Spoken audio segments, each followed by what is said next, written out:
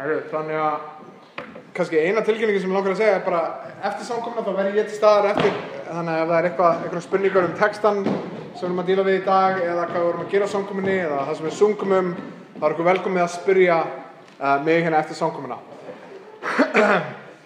Það er allavega, kannski hoppum bara yfir í predikunina.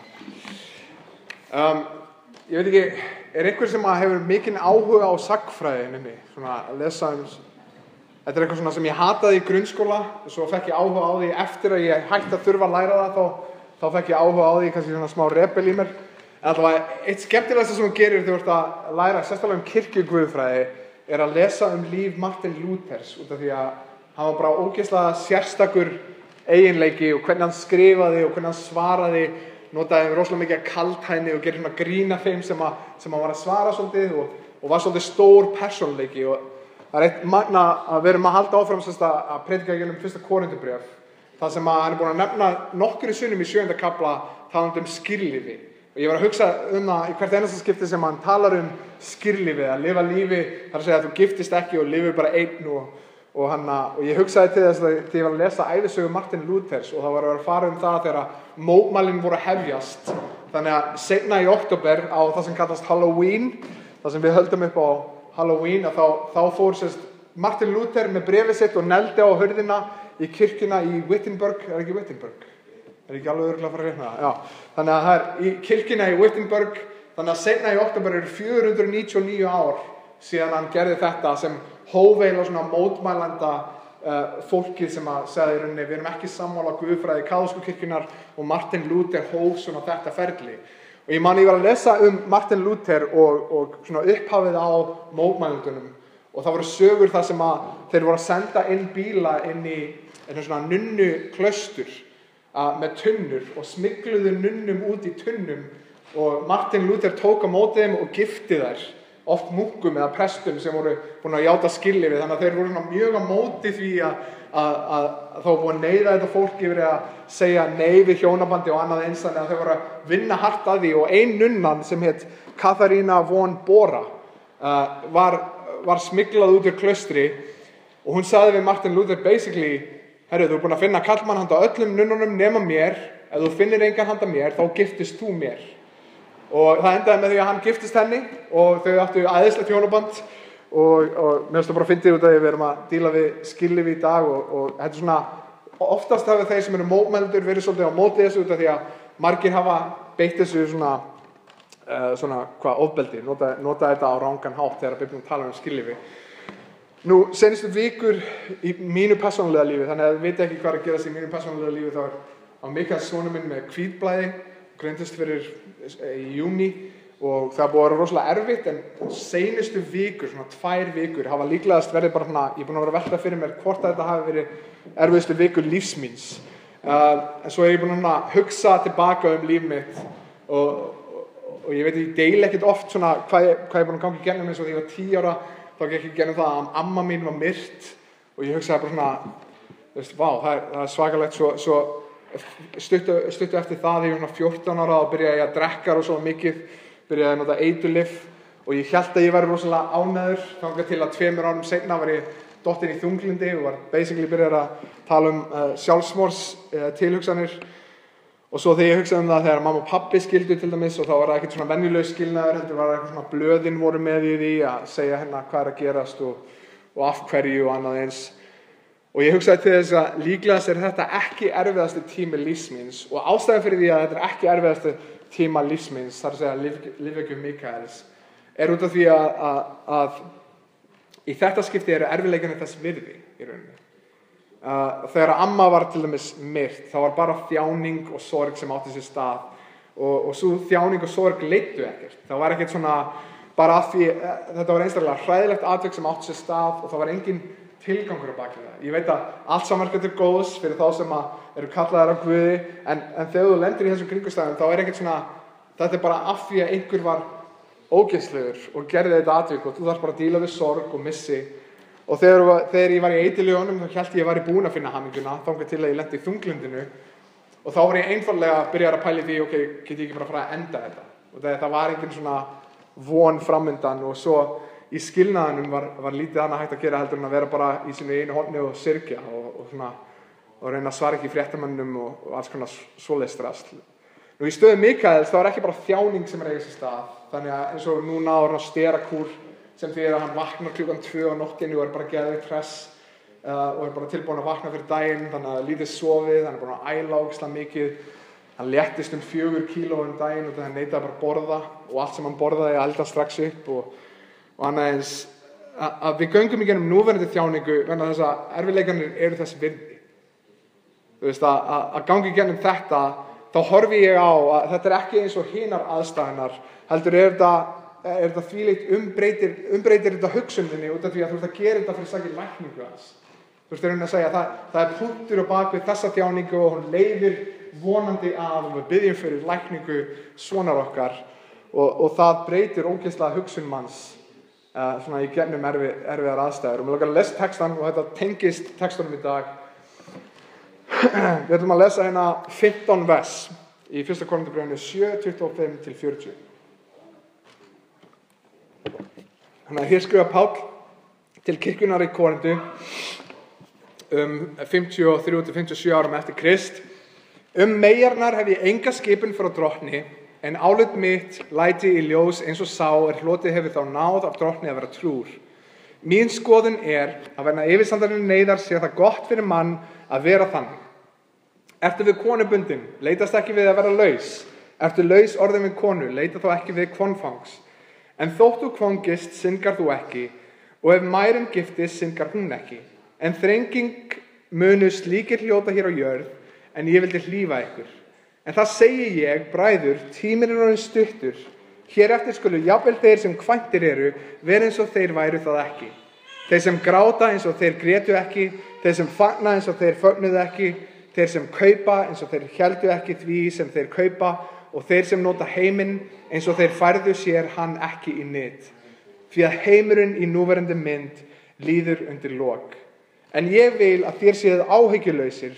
Hinn ókvænti ber fyrir brjósti það sem drottins hversu hann megi drottni þóknast, en hinn kvænti ber fyrir brjósti sem heimsins hversu hann megi þóknast konunni og tvískiptur.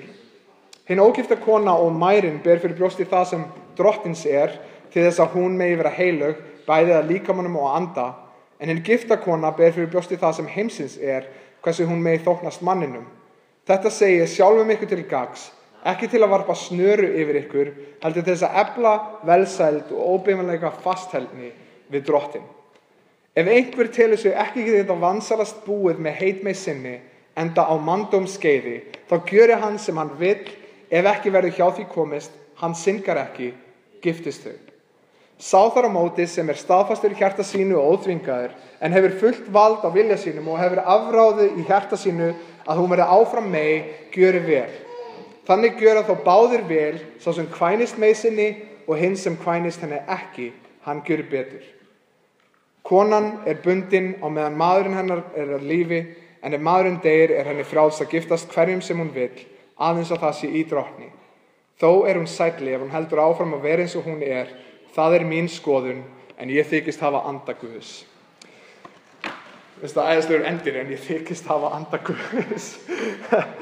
Páll svona persónuleiki sem ég verið ógeðslega til í að hitta að vita hvernig hann væri í persónu. En þannig að versin sem eru skrifuð til rómversku borgarinnar í Korintu 53-57 árum eftir Krist. Og hann skrifa til kristna einstaklinga. En í versunum í dag þá Páll að halda áfram að tala það sem hann búinn að gera í allan 7. kafla, sem að segja að halda sig í þeirri stöðu sem þeir eru í. Þannig að hvernig sem vinnuaðstæðan hvar sem þið búið, og nú hann að tala hvernig hjúskapaaðstæðan haltu því í þeirri stöðu sem að þú ert í. Og í versunum ákveðin neyð sem við sjáum til dæmis í versi 26 vegna yfirstandandi neyðar. Hann talar í versi 29 talar hann tíminn orðinn stuttur. Í versi 31 heimurinn í núverandi mynd mun líða undir lok. Og þannig að þetta heldur áfram og áfram, og það eitthvað að gerast sem að Páll sér, og hann greinilega að búast við að eitthvað sé að fara að gerast. Og ég held að margir telja hann sé að undirbúa kirkjuna fyrir seinustu tíma, en ég tel að Páll hafi eitthvað annað í huga. En það augljóst að Páll í textanum í dag, hann að hvetja fólki til þess að lifa eitt. Ef það ekki búið að gifta sig, þá á það ekki að gifta sig, það ekki synd að það gifta sig, en hann að hvetja til þess að ef þau geta sleppt því, þá gerir þau það. Og það sem mig langar að við pælum í dag af hverju og á þetta ennþá við í dag.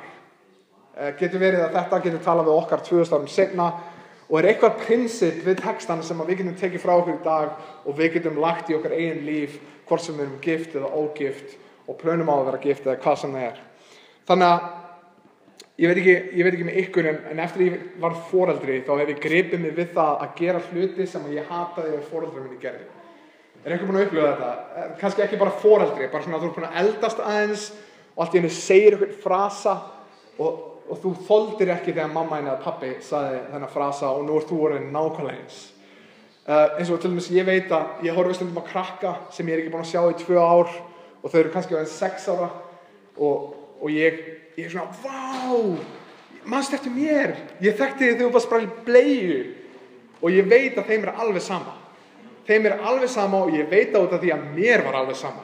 Það var alltaf fólk að segja við mig, ég man eftir þér, þá ég var bara svona og ég var alltaf bara, og hvað?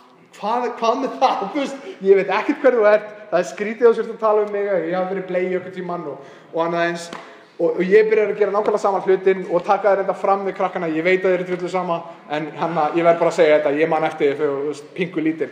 Að við byrjum þegar tíminn líður að hafa okkur oft eins og taktíkin sem við þoldum ekki áður fyrir. Hvort sem það sé hvernig við ögum krakkan okkar, til dæmis mamma gerði alltaf, ég tel upp á 3. Ég tel upp á 3 og þá kemur sko skömmin. 1, 2, 2,5, þú veist og svo átti ég að hlaupa til, ég þoldi þetta ekki og ég svo greip mig við daginn og að gera þetta við litlu frænkunum minna. Ég hugsaði, ó nei, þetta slæmt. En það sem gerist að þegar við horfum tilbaka, að þá erum við kannski ekki, þú veist, ég horfið tilbaka þegar ég var 10 ára og ég hataði þetta að annað fólk var að gera þetta. Ástæðan fyrir ég að gera þetta núna þetta að ég sé hlutina allt öðruvísi.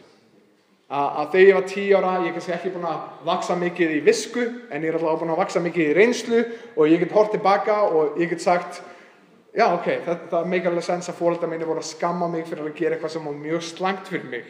Að þau voru góði foreldrar fyrir að gera þetta og ég byrja að sjá hlutina allt öðruvísi og þess vegna ég ógeðslega spenntur fyrir til dæmis á næsta ári þá erum við að fara að byrja með guðfræðinám og ég ógeðslega spenntur fyrir til dæmis kirkjusögu.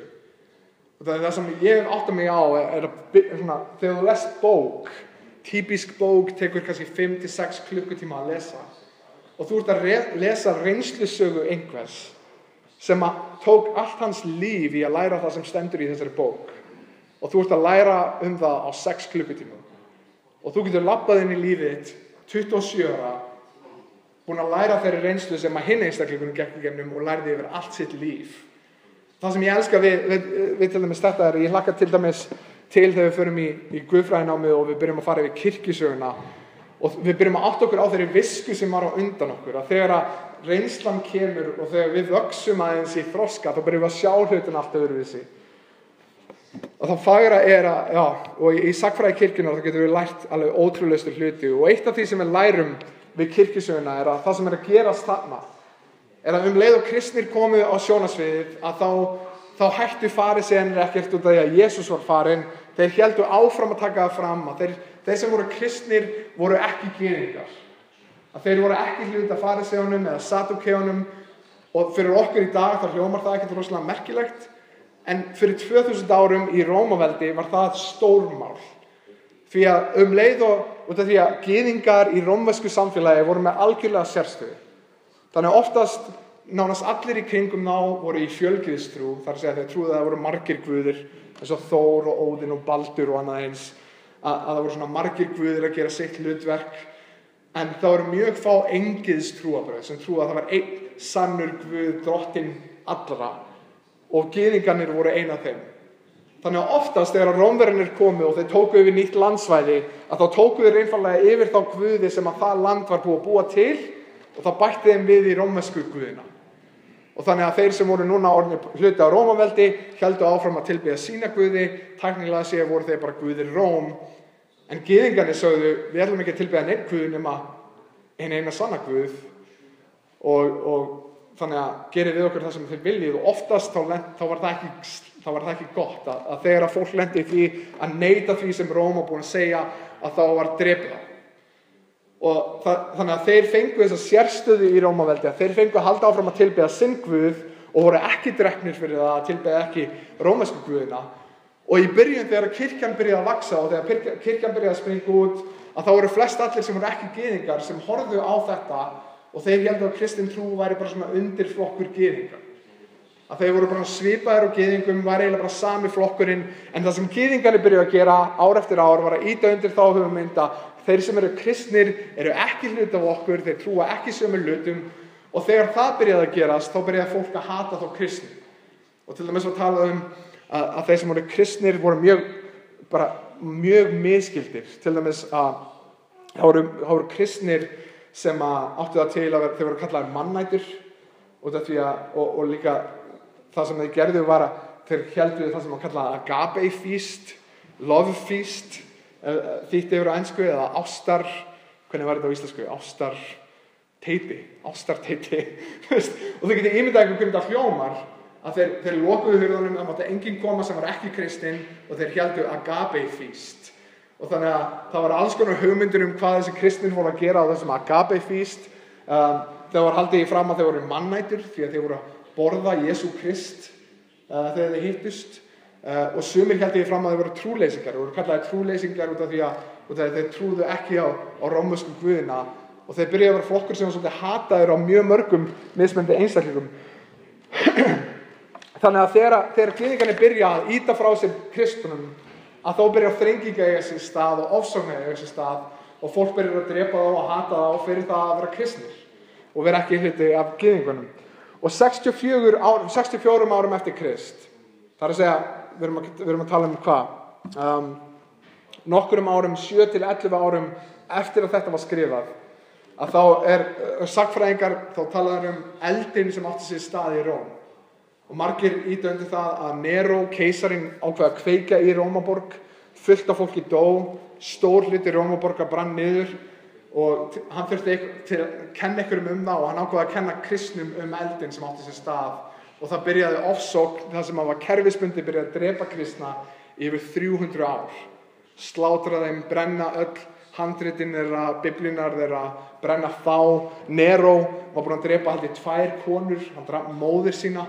Hann sögur á honum þar sem hann hengdi kristna upp í teitum heima á sér og kveikti í þeim, lét á í olíu fyrst og kveikti í þeim á meðan það var teiti og hann bauð fólki til þess að horfa á. Þannig að þetta var algjör viðbjóður sem Nero var. Og hann komin til valda þegar hann að skrifa þetta. Hann kemur til valda 54 árum eftir Krist.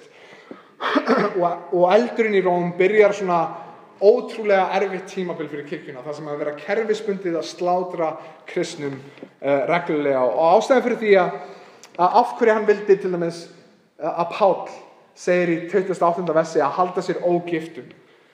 Það sem ástæðan fyrir því að hann að segja að halda sér ógiftum kemur til dæmis fram í 28. versi það sem hann segir: En þrengingin munu slíkir hljóta hér á jörð, en ég vildi hlífa ykkur. Þannig að öll þessi sagnfræði bara til þess að ídundu það að Páll hann sá að eitthvað var í vændum sem að kirkjan í Korintu væri að fara að ganga í gegnum. Og ástæðan fyrir því að hann að hvetja fólki til að lifa lífi þar sem að það ekki gift út af því að það mikil þrenging í vændum og hann vildi hlífa börnunum sínum fyrir auka áhyggjum. Og rök hans þau að í ofsóknum og í þrengingum þá ert þú ekki bara að hugsa að deyja eða þjást vel, heldur ert þú að pæla í hvað verður fjölskyldunum mína, hvað verður börnin mín, hver á eftir að sjá konuna mína og annað eins. Að þannig að þegar þú varst handtekinn, að þá varst þú ekki bara handtekinn það sem var séð þig, þú varst að hafa áhyggjur af því að þú varst með börn sem að enginn var að vinna fyrir, enginn var að fæða, hvað var að fara að verða þau og rökin hans Páls eru að það sem að fara að koma erfitt og ástæðan fyrir það hann að hvetja þá til þess að vera að lifa einir út af því að það muni hjálpa þeim að ganga í gegnum erfiðleikana sem koma skal. Og vegna þess, ég held að þessi hugmynd sem við töluðum fyrir nokkrum vikum út af því að í kristnu hjónabandi þá ert þú ekki bara að kreista eitthvað úr makanum þínum, hvað makinn getur gert fyrir mig, heldur ert þú í rauninni að elska maka þinn, þá ert að gefast maka þínum vel. Þannig að þegar þú ert í fangelsi þá ert þú ekki að sakna þess alls sem að makinn þinn getur gefið þér, heldur hvað þú getur gefið makanum þínum. Hvernig þú ert ekki til staðar til þess að þjóna konunni þínu eða manninu þínum eða börnunum þínum. Þannig að til þess að hvetja þá til þess að standast vel þessar þjáningar sem eru að fara að eiga sér stað, þá segir hann ekki gift ykkur. Ef þið getið, mögulega ekki gift ykkur. En hann segir líka, tekur það fram þarna, að það er ekki synd ef þið giftið ykkur, en til þess að hlífa ykkur við auka þjáningum þá hvetja ykkur til að gifta ykkur ekki. Og ef þú ert handtekinn til dæmis, hver er hugsanir þínar? Er það bara að lofa Guð eða er það út af því að þú ert giftur, hvað verður fjölskyldunum mín og annað eins? Og margir þeir sem að heyrðu þetta bréf myndi gerast píslavottar sjálfir. Þannig að ímyndaði einhver, eins og foreldri sem að er búin að hlusta á veðurspána fyrir daginn. Ég veit á Íslandi kannski skiptir einhver máli hvað við hlustum á veðurspána, það bara gerist eitthvað, það breytist alltaf á 5 mínútna fresti, en eins og foreldri sem að veit hvernig veður verður daginn og er að gera sitt besta í að klæða börnin sín í jakkan og vettlinga og húur og krakkarnir eru allir að pæla í af hverju er þetta að gera þetta, það er sól úti. Og foreldrin er með það í huga að hún heyrði að það væri slæmt veður að fara að koma og þess vegna er hún að undirbúa krakkarna sína fyrir það veður sem koma skal. Og það sem að foreldrin veit, það sem krakkarnir veit ekki er að hvernig veðrið mun verða. Hún er bara að heyra um hvað er að fara að ske, hvert hlutin er stefna. Þannig er Páll hér í 1. Korintharbréfinu eins og foreldrin að undirbúa krakkarna sína vel. Þannig að hann fór þarna, hann trúboði, hann sá fólki komið til trúar og nú er hann að skrifa til krakkarna sína. Ég er að segja, ég sé hvað er að gerast og ég er að undirbúa okkur fyrir veðrið eða storminn sem er að fara að koma og jafnvel þó að þið skiljið það ekki. Og þá er það satt til dæmis að hann segir, hann er að tala að þú getur gert meira, að þú getur þjóna Guði betur í þjáningum þegar þú ert einhleypur. Og það er alveg satt, að þú ert forstöðumaður, eða þú ert prestur eða eitthvað svoleiðis, hvað þú vilt kalla það, og ef þú vilt trúboði, þá getur þú líklega gert miklu meira ef þú ert ekki giftur. Og ef þú ert giftur, þá byrjar þú strax að pæla í eins og þú átt að gera. Hvernig getur sé vel konuna mína og börnum mín, hvernig getur verið góður eiginmaður og faðir. Og ef þú ert ekki giftur, þá getur þú einfaldlega hugsað, hvernig getur verið góður forstöðumaður. Hvernig get ég leitt kirkjuna vel, hvernig get ég lofað Guð vel. En það sem við sjáum í textanum í dag er að ástæðan fyrir því að hann er að segja við fólkið, verið einsamalt ef þið mögulega getið, er fyrir þetta sérstaka tímabil sem að kirkjan er í. Þannig að hann sér hvað er að koma, hann sér hvert Rómaveldi stefnir og hann sér þannig þjáningarna sem er á leiðinni og hann er að hvetja kirkjuna til þess að þessu betra í því að ganga gegnum þjáninguna sem koma skildi að þjást vel með því að vera ein. Og ef það sé best gert með því að hafa sem minnst af ákjum í þessum heimi. Og þetta gæti átt við ef þú ert hér inni og þú ert að finna fyrir köllum til þess að fara til land sem að þú veist að það er ólöglegt að stunda trúboði. Ef þú ert til dæmis að pæla í að fara til Laos eða Norður Kóreu eða eitthvað svoleiðis, að þá getur þú hort á þennan texta og þú getur tekið prinsip frá það sem þú segir, ok, það er kannski best að ég sé einsamall. Ef ég ætla að fara á staði þar sem ég gæti mögulega verið drepinn fyrir það að gera það sem ég ætla að gera, að þá ætti ég kannski að vera einsamall. Kannski á þetta við ef þú ert til dæmis að fara að ná til ættbálka sem að enginn hefur náð til áður, út af því að þeir hafa drepið alla. Eins og hvað heitir Elliot? Hvað heitir fyrsta nafnið hans? Elliot. Jim Elliot.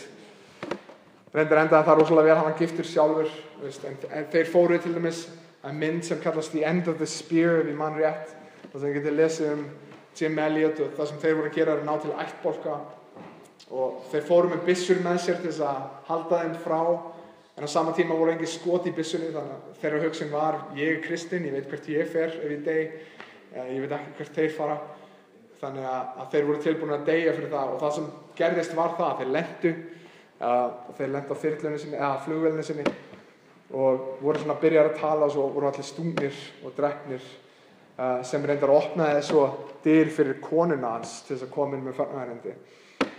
En ef þú ert að pæla í ykkur svoleiðis, ef þú ert að pæla í Kannski á ég að fara eitthvað það sem mjög erfitt að vera kristinn og það sem þjáningar fylgja því að vera kristinn eða trúboði. Og þá þetta kannski eitthvað vers sem við eigum að hafa í huga, en það sem ég held að við eigum að lesa í þessi vers að muna hvað að gerast sagnfræðilega. Eins og ég segi svo ofta, þá Biblían ekki skrifuð til Íslendinga árið 2016, heldur til fólk í Rómaveldi fyrir 2000 árum. Þannig við þurfum átt okkur á því að Nero líklegast kominn til valda, Páll að sjá hvað að fara að gerast og það þjáningu sem að fara að eiga sér stað og hann að hvetja fólki til að þjást vel og þannig varaði við að vera ein ef þeir mögulega geta. Og orðið sem við notum oft orðið píslavottur. Og píslavottur oft tengt við trúarlegt atvik, þannig að ef ykkur deyr fyrir trúna sína þá oft sagt hann píslavottur. En orðið sjálft gefur til kynna hvað orðið þýðir. Þannig písl þjáning og vottur að bera vitni eitthvað. Þannig að þú með þjáningur þinni ert að bera vitni. Og ímyndaði þér í þessu, þannig að þetta bréf var sent og einhver einstaklingur hleypur með bréfi í Korintuborg og hann stendur í litlu herbyggi þar sem Korintukirkjan komin saman, líklegast ekki í flotturum byggingum eins og við erum með í dag, heldur litlum herbyggjum. Og það einhver sem les þetta bréf. Þannig að þau eru útskúður samfélaginu, áttu ekki flotta byggingar og hittast og einhver les þetta bréf og þau þekktu líklegast einhverja sem voru búin að deyja fyrir trúna sinna að hinga til. Og þau voru að hlusta á þetta bréf og voru líklegast að hugsa, kannski verður það líka mín saga. Að ég muni vera eins og frændi minn eða bróður minn eða kirkjumeðlurinn sem dó í seinustu viku. Kannski verður það minn endaloki líka. Ég muni lifa fyrir Krist í smá stund og svo muni ég borga með lífi mínu fyrir það að vera Krist. Og ofan á það, í versunum í dag, þá Páll að segja, hei, ef þú mögulega getur, þá skaltu bara þjást einn. En ef þú mögulega getur sleppt í að giftast, þá skaltu bara sleppa því út af því að það mun valda þér minni áhyggjum þegar að þú þarft að borga með lífinu, þegar að þú ert handtekinn, þegar að þú ert barinn, þegar þú getur ekki unnið og séð fyrir fjölskyldunni þinni eða séð börnin þín eða hvað sem að þá mun að valda þér minni áhyggjum og þú getur bara séð að þjást vel og lofa Guð. Og ég man til dæmis, ég veit ekki hversu, kannski ég bara svo sjálfsískurinn inni, en ég man til dæmis þegar ég var lítill og þá baði ég Guð ekki að koma fyrir en ég var allavega búin að gifta mig. Mér langaði að upplifa ýmsa hluti áður en að Guð myndi koma og taka okkur burt. Og mér langaði, en það sem að Páll hér að gera, hann að bæta við ofan á þjáninguna þeirra, ofan á það að þau eru barinn og handtekinn og jafnvel líflátin, þá var hann að segja, hei, ef þú mögulega getur gert þetta bara einn, þá er það kannski aðeins auðveldara fyrir ykkur. Þannig að þau eru að upplifa písl, þau eru að upplifa þjáningu og samfélagslega þjáningu í að gefa upp framtíð sína og drauma sína. Hversu margir þarna eins og við í dag hugsum hvernig það verður að gifta sig, hver makinn okkar verður, hvernig hann verður. Hversu margir hugsa þannig og þannig að þetta fólk að lesa þetta og líklegast einhverjum hugsa, ok, ég orðinn kristinn og ég tilbúin að leggja niður jafnvel framtíð mína. Og jafnvel þá drauma sem ég búin að vera með frá upphafi, frá því ég man eftir mér, hvernig ég búin að hugsa brúðkaupið og annað eins. Og hugsanlega tilbúin að borga með líkamlegri þjáningu. Þannig að þau eru algjörlega búin að negla niður písl í píslavottur. Þau eru algjörlega nú þegar búin að ganga í gennum þjáningu samfélagslega og annað eins. En spurningin hvað eru þau að bera vitni Ástæðan fyrir því að ég talaði til dæmis áfram fyrst meðferð Mikaels einmitt út af þessu að sú yfirstandandi þjáning sem við erum að upplifa núna þess virði því að við erum með enda markmið í huga. Það að segja að Mikael læknist og það þess virði. Við vorum að tala það í bílum í dag að meðferðin verður líklega búin í desember 2018, hvernig við munum halda partí og biðja fyrir því að krabbameini komi svo ekki aftur eftir það. Að lækning Mikaels ber svo mikið gildi í augum okkar að við tökum þjáningunum og við höldum á. Við göngum í gennum nætur þar sem við sofum illa, við göngum í gennum það að tárast yfir því að sjá krakkan okkar æla út af því að við vonumst eftir því að lækning hans eigi sér stað og það ber gildi. Og með því að með því að ganga í gegnum þessar þjáningar sem við erum að ganga í gegnum núna, að þá erum við að bera vitni gildi Mikaels fyrir okkur. Þá erum við að bera vitni hversu mikilvægt lækning hans fyrir okkur, út af því að sú þjáning sem við upplifum núna, göngum við í gegnum út af því að við horfum til þess að einn daginn mun hann vonandi vera læknaður. Og í því að fórna hjónabandi, í því að fórna samfélagslegu samþykki og jafnvel vera tilbúin að láta aðra beita sér ofbeldi og jafnvel borga með sínu eigin lífi, þá eru Korinthukirkjan og þá eru þeir kristnir sem lesa þetta bréf að bera vitni eitthvað sem meira en það sjálft.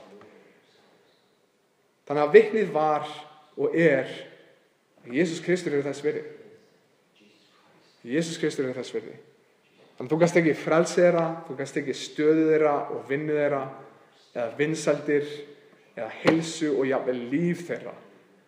En þú gast ekki tekið það sem bar mest gildi fyrir þeim í þeirra lífi, sem var drottinn þeirra og frelsari Jesús Kristur. Og með því að vera tilbúin að ganga í gegnum þær þjáningar sem þau gangi í gegnum, þá voru þau að bera vitni soli Deo gloria, Guði einum sem dýrin. Guði einum sem dýrin. Og þeir vottuðu að gildi Guðs fyrir öllum þeim sem sáu þjáningar þeirra. Og Rómverjar og gyðingar, þeir héldu að þeir höfðu stoppað Jesú með krossinum, en svo aftur þegar eins og einhver hefur upplifað kakkalakka henni inni, þegar þú drepur einn, þá koma 10 aðrir. Og þannig var kristna kirkjan. Saint Augustine sem var 300-400 árum eftir Krist, hann talaði að sæði kirkjunar væri blóð lærisveinanna. Að þegar blóð lærisveinanna rann á götunar, að þá byrjaði kirkjan að vaxa. Og það alltaf þannig. En í dag þá kirkjan mest að vaxa í þeim löndum sem það erfiðast að vera kristinn. Þannig að það sem Augustine sagði ber enn gildi og enn rétt. The blood of the saints, the blood of the martyrs is the seed of the church. Það sem hann sagði. Að blóð þeirra sem eru kristnir sæði kirkjunar. Og þannig að það gerist þarna í Korintu.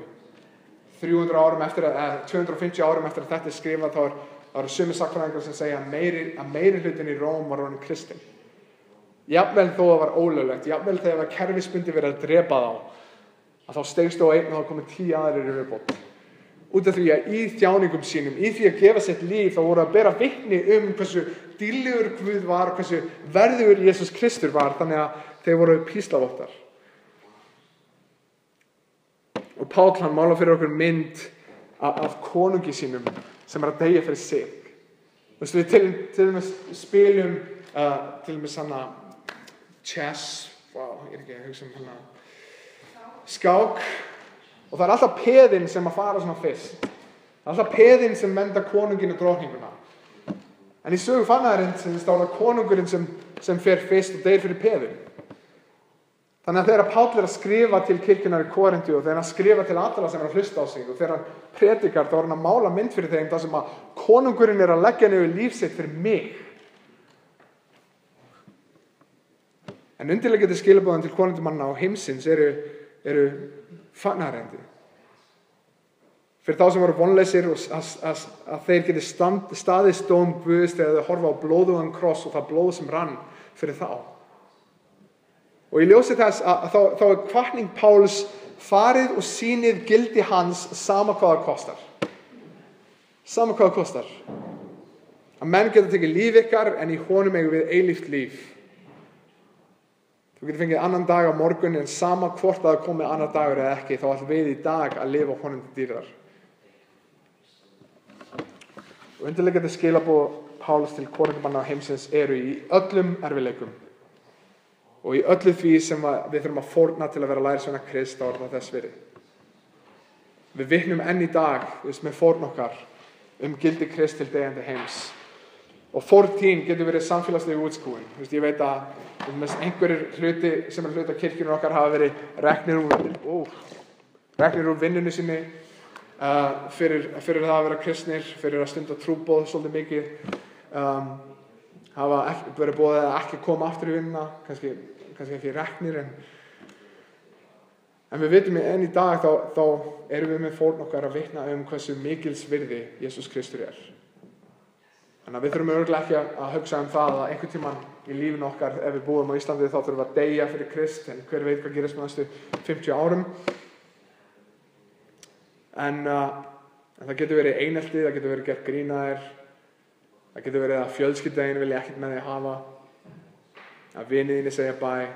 Og ég veit að í vestrænu samfélagi rosalega erfitt fyrir okkur að ímynda okkur þetta, en enn þann dag í dag eru 8.000 manns sem deyja árlega fyrir trúna sína, kristnir. Talan sem að næst því sem sumir segja 40.000 sem að tölunar eru svolítið skrýtnar, en það er náttúrulega erfitt að, en ég held að svona talan sem næst því að vera nálægt raunveruleikunum sé 8.000 manns á ári. Við erum að tala einstakling á hverjum klukkutíma. Þegar við erum búin með kirkjusamkomun okkar í dag, getur verið 2 einstaklingar sem eru búin að deyja fyrir trúna sína. Þannig að þetta er ekki bara einhver þjáning sem átt sér stað fyrir 2000 árum, þetta er ennþá að eiga sér stað í dag. Hvað sem framtíðin ber í skauti sér, hvaða missir sem kemur, þá missum við aldrei þann fjársjóð sem liggur í frelsar okkar og Guð okkar. Og hann er þess virði, hann er okkar Guð og hann er okkar hamingja og hann er okkar von. En ekki bara fara út og ekki vera tilbúin bara að missa eitthvað fyrir Krist, heldur vera tilbúin að tala fyrir Krist, að vera tilbúin að deila fagnaðarerindinu, að segja frá, að tala og biðja fyrir vinum okkar og fjölskyldu, að deila með öðrum hversu góður Guð er. Og eftir að við deilum fagnaðarerindinu þá sýnum við heiminum hversu mikið gildi það er. Að vera kristinn í íslensku samfélagi er bara skrítið. Að segja, heyrðu, ég ætla að horfa á kynlíf eins og Guð horfir á kynlíf, það er bara mjög skrítið. Þannig að það eitt, að fyrir heiminum á Íslandi, þá ert þú píslavoltur bara fyrir það, að horfa með biblíulegum augum á hvernig líf okkar á að vera. Og sunnudagssamkoman hér í dag, við förum að loka henni bara núna eftir nokkra mínútur. En vikan er bara rétt að byrja. Og við fáum að fara út, ekki bara að koma saman og lesa hversu góður Guð er, heldur að fara út og segja frá og lifa honum til dýrðar, sýnandi að hann er þess virði að ekki bara deyja fyrir, heldur lifa fyrir. Hann er þess virði því að hann var konungur minn sem gaf sitt líf fyrir mig. Hvernig get ég ekki gefið líf mitt fyrir hann? Það er jafnvel það líf sem ég hef, jafnvel það að hjarta mitt slær núna, að ég get dregið andardrátt, að ég lifi annan dag er bara gjöf Guðs. Og mér langar að lesa þessi seinustu vers sem að mér finnst bara að gefa okkur gott ákall, sem er Rómarbréfið 12. kafli, fyrstu 3 versin, kannski til þess að hafa í huga þegar við förum út, samkomin okkar búin og við förum út í vikuna og við förum í vinnurnar eða förum að hanga með vinum okkar og fjölskyldu eða hvað sem það er, að þá getum við haft þetta í huga. Hér segir Páll líka þegar hann skrifar til Rómarana: Því brýni ég ykkur bræður að þér vegna miskunnar Guðs bjóði fram sjálfan ykkur að lifandi, heilagri, Guði þóknanlegri form. Það er sönn og rétt Guðsdýrkun af ykkar hendi. Hefði ykkur eigi eftir öll þessari heldur takið háttaskipti með endurnýjung hugarfarsins, svo að þér fáið að reyna hver sé vilji Guðs, hið góða, fagra og fullkomna. Fyrir þá náð sem er gefin segi ykkur hverjum og einum að hugsa ekki hærra sig en hugsa ber, heldur í réttu hófi og halda sér hver og einn við þann mæli trúar sem Guð hefur útlitað honum. Þannig að ef við förum út í vikun okkar þá minnum við að við erum ekki bara talandi að lifa fyrir Guð, við erum að lifa fyrir Guð sama hvað aðstæðum við erum í. Lifa honum til dýrðar út af því að hann ber meira gildi heldur en hvað annað sem við þurfum að fórna fyrir hans nafn. Við skulum biðja saman og svo syngja saman. Það sem við gerum vikulega er að halda brauðspróningu, út af því að þetta er bara gott ef við förum út í vikuna að minnast þess að þetta er miðpunktur lífs okkar. Það er blóð sem rann fyrir okkur og líkaminn sem var brotinn fyrir okkur. Þannig að ég ætla að biðja og Svafa og sem ennþá ætla að leiða okkur í annan lag. Og þegar við erum tilbúin, þannig að brauðspróningin er fyrir þann sem er kristinn. Ef að líf þitt segir þetta, að hann er miðpunktur míns lífs, að hann er minn drottinn og hann er minn frelsari, hann á mig og ég er hans, þá endilega taktu með okkur. Ef þú ert ekki kristinn, þá er ekki vandræðilegt ef þú setur bara hjá í þetta skipti. En við biðjum fyrir því að ef þú ert tilbúin að segja einhvern tímann, ég er kristinn, ég er orðinn, þetta er mitt miðpunktur míns lífs, og þá er þið velkomin líka að taka fyrsta skipti brauðspróningu með okkur í dag. En við skulum biðja. Faðir, hversu ofta að við erum búin að væla það þegar við þurfum að fórna einhverju, að við erum búin að væla það þegar það kostar okkur eitthvað að vera lærisveinar þínir. Drottinn, ég bið að hjálpa okkur að elska þig vel, ég bið að hjálpa okkur að vaxa í þekkingu á þér, að við megum vera fólk sem biður út af því við áttum okkur á að það þú sem byggur þitt hús, að við megum vera fólk sem stundar það að fara út að segja öðrum frá, og við megum vera fólk sem að ef það kostar okkur eitthvað að vera fylgjandi þínir, þá erum við tilbúin að greiða með þjáningu og með písl, út af því við vitum að þú ert Drottinn, þú ert þess virði, þú hefur meira gildi í þér heldur en allt annað sem við getum borgað með í þessum heimi, Drottinn. Ég bið að hjálpa okkur að sjá gildi þitt og verðleika þinn, Drottinn, að við megum í ljósi þess að sjá hvernig konungur okkar dó fyrir okkur, megum við gefa allt sem við erum til þess að lofa þig með orðum okkar og hegðun okkar, hjálpa okkur að elska þig vel og lofa þitt heilaga nafn, að syngja þér lofsyng og fara út, Drottinn, að þegar þessi samkoma er búin þá höldum við áfram að vera þínir lærisveinar, förum út og við segjum öðrum frá því að þú ert þess verður að allir eiga að fá að þekkja. Geð okkur byrði fyrir fjölskyldu okkar, fyrir vinum okkar. Geð okkur byrði fyrir því að segja öðrum frá og elska vel. Geð okkur byrði, Drottinn, að þegar við þurfum að borga eitthvað, þegar við þurfum að gjalda fyrir það að vera lærisveinar þínir, að við megum lofa þig því að þú ert meira virði en allt sem við getum mögulega mist. Við þökkum þér, Faðir, fyrir orð þitt. Ég bið Drottinn að verka í hjörtum okkar. Geð okkur augu sem horfa til þín, geð okkur hjarta sem slær fyrir þig, geð okkur að vaxa í visku, hjálpa okkur að díla við þá synd sem við erum að díla við í okkar lífi, hjálpa okkur að vera fólk sem að skilgreinist af iðrun, að við erum ekki fullkomin en við snúum okkur til þín því að við vitum að þú ert okkar hamingja, þú ert okkar von. Við þökkum þér, Faðir, fyrir náðin og miskunn og við biðjum að vera með okkur í dag. Í Jesú nafni. Amen.